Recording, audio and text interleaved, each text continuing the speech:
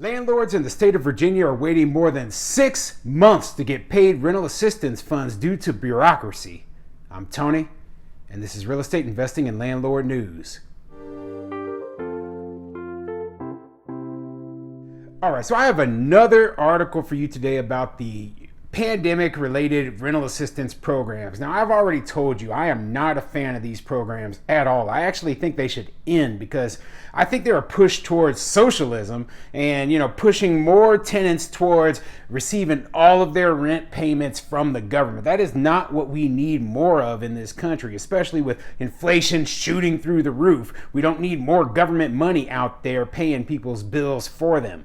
But anyway, I have participated in my state's rental assistance program here in Nebraska for one of my rental properties where my tenant supposedly had suffered due to the pandemic. Honestly, the job market here is so strong. The unemployment rate is so low that McDonald's, that is less than a mile from my house, has a starting pay of over $15 an hour. Now, that is unbelievable to think for even a second that, hey, my tenant is unable to find work due to the pandemic. Whatever. Okay, I don't believe it, but I did get paid my rental assistance money due to that. But going forward, is my tenant going to be able to pay? I don't know. Will I have to file eviction against them? I don't know. All I know is that I want tenants in my units with jobs, okay? I want tenants who are able to pay their rent every single month and not late, on time. And dealing with all the bureaucracy and how long it took just to get paid through the state of Nebraska, I completely understand where this landlord is coming from in Virginia in this story, okay? So before I get into the article, go ahead and hit the like and subscribe button. Maybe leave a comment down below. Let me know what you think, okay? What do you think of all of the bureaucracy? If you received a rental assistance payment in your state, right? How long did it take you to get it? Did it take you, more than a month? Did it take you more than 2 months? Have you been paid yet? I'm just curious, okay? Just leave a comment down below. So before we actually get into the article, there was a video that came with this article, and I'm going to play a clip from that video right now. 6 months after applying for rent relief for his only tenant, Richmond landlord David McCabe still without answers. I don't want to kick anybody out of my house, but sooner or later the pain threshold comes so high that you just have to do it. McCabe has been using his savings to pay the mortgage, but he says money is getting tight. It's basically put me in a financial situation that's almost as bad as the tenant that doesn't have the money to cover the rent because of their financial situation. And it's all because of the bureaucracy and how long it's taken. Okay, so you saw that. You saw everything that landlord had to say. And, it's a bad situation. But let's get into this article. It's coming from wavy.com, and it says, Virginia landlords waiting months for rent relief. Some forced to consider eviction. Yeah, if they got to evict, they got to evict, right? And I know that nobody wants to have to go through the tenant turnover, finding a new good tenant, kicking somebody out of their place, right? But we're operating businesses here. This is not a charity. It never was, okay? And putting us in the middle of the government social service programs is a bad idea. Anyway, let's get into this article.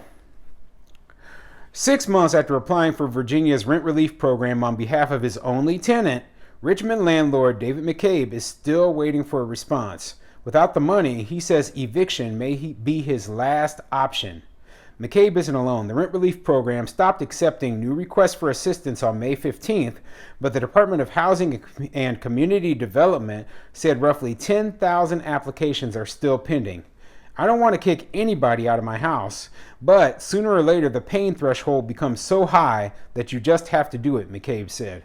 So yeah, we're talking about a small landlord here. He's got one tenant, okay? One property, one tenant, and guess what? That tenant isn't paying. So, honestly, he went through the process of, trying to get this rental assistance because, they really screwed a lot of landlords over, had eviction protections for them for so long. I don't know how long this guy has been owed rent. I don't. Okay, maybe the article will go into it, but because of the pandemic related, eviction protections, a lot of landlords weren't even able to remove their tenants, and so they were stuck with them. And I believe that the government should compensate the landlords for making them hold these tenants in their properties without getting paid rent. So, yeah, I don't know if Virginia was one of those states that had the extended eviction moratoriums or not. But the point is, hey, the eviction process is back open now. So, in my opinion, this landlord, if he doesn't get paid his money pretty quick from the state of Virginia, just go ahead and file. Okay, just go ahead and file for that eviction, because maybe that will get the ball rolling. I've heard of cases where, hey, you filing eviction against the tenant, taking them to court, gets the ball rolling a little bit quicker, and then you'll finally get paid. And yeah, that sucks for that tenant. They got an eviction mark on their record, but maybe they should have paid rent in the first place. Maybe they should have gone out, found another job. Maybe they should have moved on and left rather than sitting at a place they can't afford. These are other options that were available to the tenant and the landlord, okay?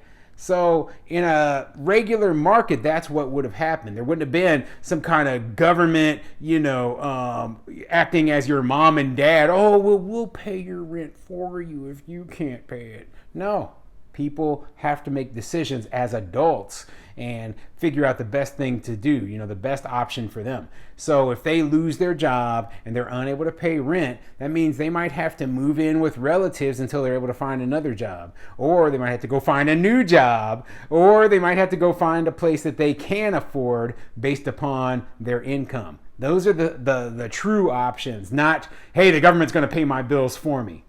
Okay, that's just socialism. That's just ridiculous.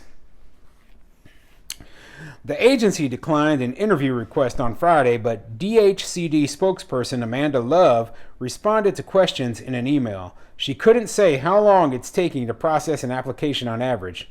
There are multiple factors as to why an application may be in process, including inaccurate information, missing information, no corresponding tenant app, etc., Love said. Each application is unique and requires participation from both the landlord and tenant, and a set time is not available for the processing time for an application from submission to payment received. Yeah, and that is another one of my gripes. Yes, there is the opportunity for fraud if the tenant isn't involved, right? But it is very difficult for some landlords to get their tenants to be able to fill out all that paperwork and apply with them. A lot of tenants just didn't care, and then they left landlords hanging.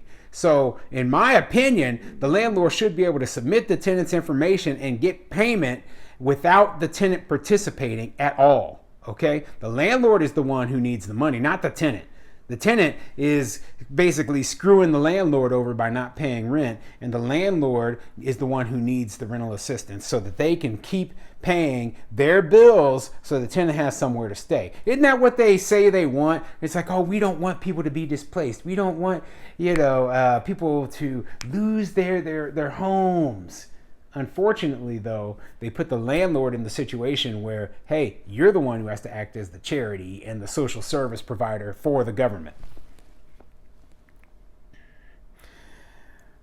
McCabe said that despite repeated requests for information, no one at DHCD has told him where his application stands.